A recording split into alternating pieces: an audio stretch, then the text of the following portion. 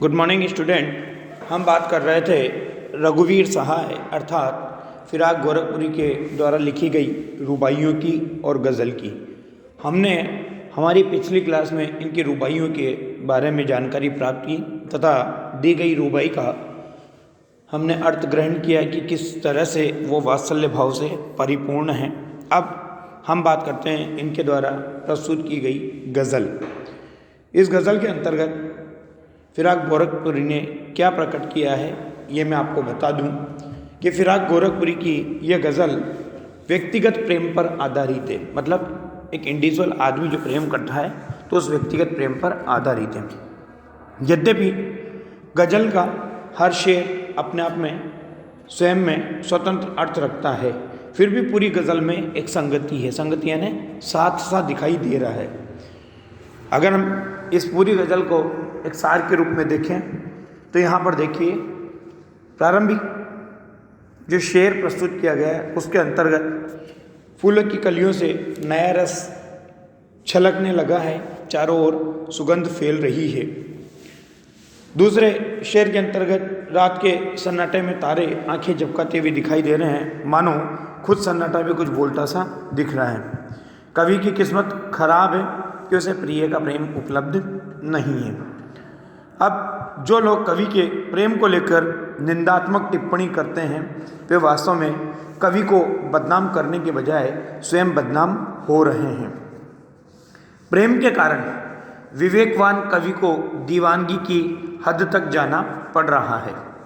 कवि के मन में विरह की पीड़ा है और दुनियादारी का लिहाज भी है, अतः वह अपने दर्द को चुपके चुपके रोकर प्रकट कर लेता है। प्रेम में भी प्रेमी की प्रकृति महत्व रखती है, क्योंकि प्रेम का एक नियम है, जो जितना स्वयं को खो देता है वो उतना ही गहरा प्रेम कर पाता है। कवि का हर एक शेर आंसुओं में डूबा हुआ है। दुनिया की चमक दमक के बीच उनकी शायरी और विरह वेदना को महसूस करना जरूरी है। रात के सूनेपन में जब फरिश्ते अर्थात देवदूत गुनाहों का लेखा जोखा देख रहे होते हैं, तब कवि को शराब की महफिल में बैठकर अपनी प्रेमिका, प्रियतमा या प्रेयसी की याद आती है। तब भी फिराक गोरखपुरी को इस बात पर गर्व है कि उसकी गज़लों में मीर की गज़लों का प्रभाव आ गया है। इस प्रकार से इस पूरी गज़ल को हम देख सकते हैं कि इसमें हर शेर अपने आप में स्वतंत्र अर्थ रख रहा है और फिर भी एक दूसरे से जुड़ा हुआ दिखाई दे रहा है। व्यक्तिगत प्रेम का भाव यहाँ पर प्रमुखता से दिखाई दे रहा है। तो हम बात करते हैं इस गज़ल की। नौरस गुंचे पंखड़ियों की नाजुक गिरहे खोले है, या उड़ जाने को रंगोबू गुलशन में पर तोले है। सबसे पहले मैं आपको मीनिंग समझा दूं। नौरस अर्थात नया रस, गुंचे यानी कलियां, नाजुक यानी कोमल, गिरहे यानी गांठें, रंगोबू यानी रंग और गंध, गुलशन अर्थात बाग बगीचा, तोलना पर तोलना यानी पंख फैलाकर उड़ना। अब बात करते हैं उन नए रस से भरी हुई कलियों की, कि उनके लिए कवि क्या कह रहा है कि नौ रस गुंचे पंखुड़ियों की नाजुक गिरह खोले हैं। कि नौ रस यानी नए रस से भरी हुई गुंचे यानी कलियों की कोमल पंखुड़ियों ने क्या किया है, अपनी गांठों को खोल दिया है। यह नवरस से भरी कलियों की कोमल पंखुड़ियाँ अपनी गांठें खोल रही है और उनसे जो सुगंध फैल रही है, या उड़ जाने को रंगोबू, रंगोबू यानी रंग और गंध, उनसे जो सुगंध फैल रही है उसे देखकर मानो यूँ लगता है, उसे देखकर मानो यूँ लगता है कि वह रंग और सुगंध दोनों आकाश में उड़ जाने के लिए अपने पंख फड़फड़ा रहे हैं। पंख फैलाकर वो आकाश में उड़ जाना चाहते हैं। आशय ये है कि वातावरण में फूलों और कलियों की मनमोहक सुगंध व्याप्त होती हुई दिखाई दे रही है। कहने का मतलब है कि उन नए रस से भरी हुई कलियों ने अपनी कोमल पंखुड़ियों को खोला तो उनकी सुगंध वातावरण में चारों तरफ फैलती हुई दिखाई दे रही है। तो उस रंग और सुगंध को फैलता हुआ देख करके ऐसा लग रहा है कि मानो वो आकाश में पंख फड़फड़ा कर उड़ जाना चाहती हैं। अर्थात फूलों और कलियों की मनमोहक सुगंध वातावरण में चारों तरफ व्याप्त दिखाई दे रही है।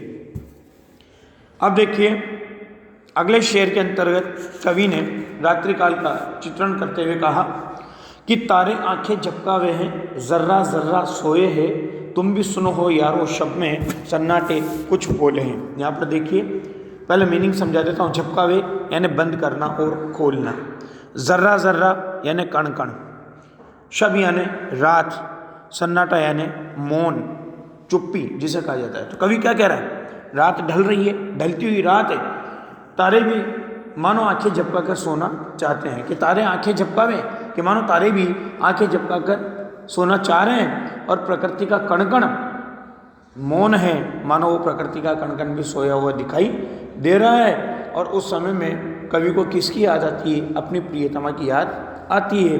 तो कवि क्या कह रहा है, तुम भी सुनो हो यारो, शब में सन्नाटे कुछ बोले हैं। क्या कह रहा है कि मुझे ये सन्नाटा मेरे प्रियतम की याद दिला रहा है। मानो सन्नाटा मुझे क्या कहना चाह रहा है, मेरे साथ क्या बोल रहा है कि मित्रों, क्या इस सन्नाटे की बात को तुम भी सुन पा रहे हो। सन्नाटा किसकी याद दिला रहा है उसको, उसके प्रियतमा की याद दिला रहा है। यह सन्नाटा केवल उसी को कुछ कहता है जिसके सीने में क्या होती है, प्रेम की वेदना होती है। तो मैंने अभी आपको बताया कि ये रचना व्यक्तिगत प्रेम पर आधारित है। कवि प्रेम करता है तो उसको उस सन्नाटे में अपनी प्रियतमा की याद आती है, तो उसे ऐसा लगता है कि मानो सन्नाटा भी उसे कुछ कह रहा है, अर्थात उसे उसकी प्रियतमा की याद दिला रहा है। कवि ने यहाँ पर आधी रात के समय की मौन और चुप्पी को खामोशी से वो साकार करना चाहता है।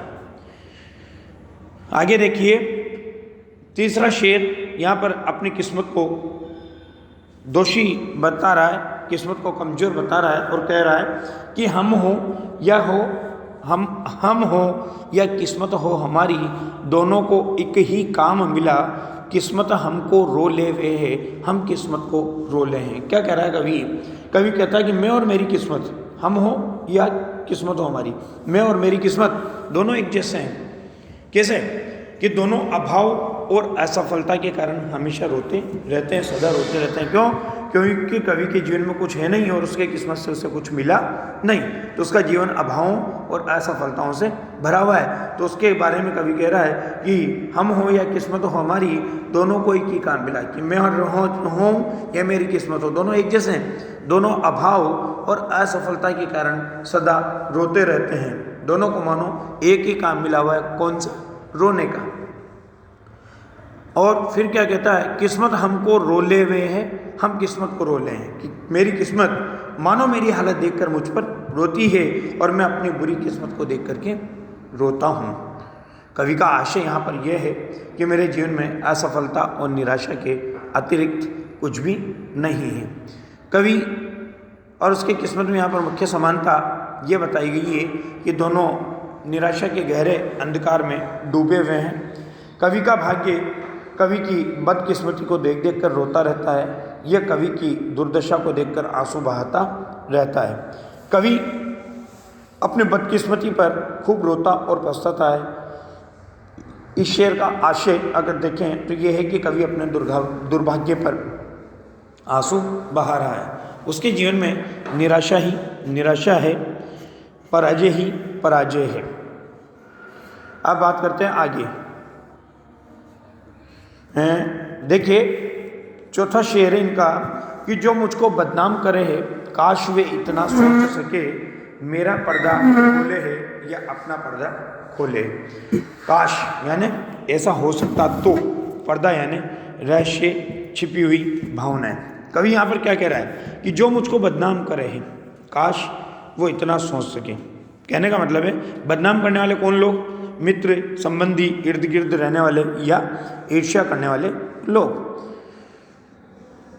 तो कवि कह रहा है कि जो मुझको बदनाम करे है, काश वे इतना सोच सके। कवि कहता है कि जो भी लोग मेरे प्रेम की निंदा कर करके, किसकी निंदा करके, प्रेम की निंदा कर करके मुझे बदनाम कर रहे हैं, काश वे इतना समझ पाते क्या कि मेरा पर्दा खोले है या अपना पर्दा खोले, कि वो मेरी नहीं बल्कि किसकी पोल खोल रहे हैं, अपनी पोल खोल रहे हैं। अर्थात कहने का मतलब है कि मेरी निंदा करने से क्या पता चल रहा है, उनका मेरे प्रति जो ईर्ष्या का भाव है, जो जलन का भाव है, वो ईर्ष्या का भाव प्रकट होता हुआ दिखाई दे रहा है, उनके मन में जो मेरे प्रति दुर्भावना है वो इस दृष्टि से देखें तो नग्न होती हुई दिखाई दे रही है। तो कवि क्या कहता है? कवि कहता है कि जो भी लोग मेरे प्रेम की निंदा कर करके मुझे बदनाम कर रहे हैं, काश वे इतना समझ पाते कि वे मेरी नहीं अपनी पोल खोल रहे हैं, मेरी निंदा करके उनकी ईर्ष्या प्रकट हो रही है, उनकी दुर्भावना नग्न होती हुई दिखाई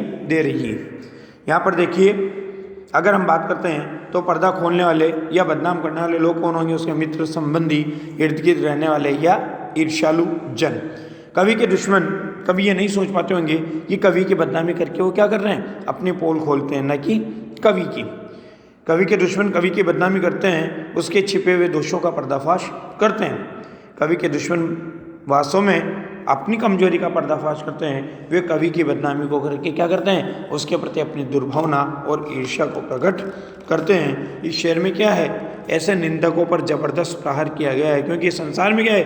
प्रेम की निंदा करने वाले ईर्ष्यालु और ओछे लोग बहुत दिखाई देते हैं। अब इनका पांचवा शेर देखिए।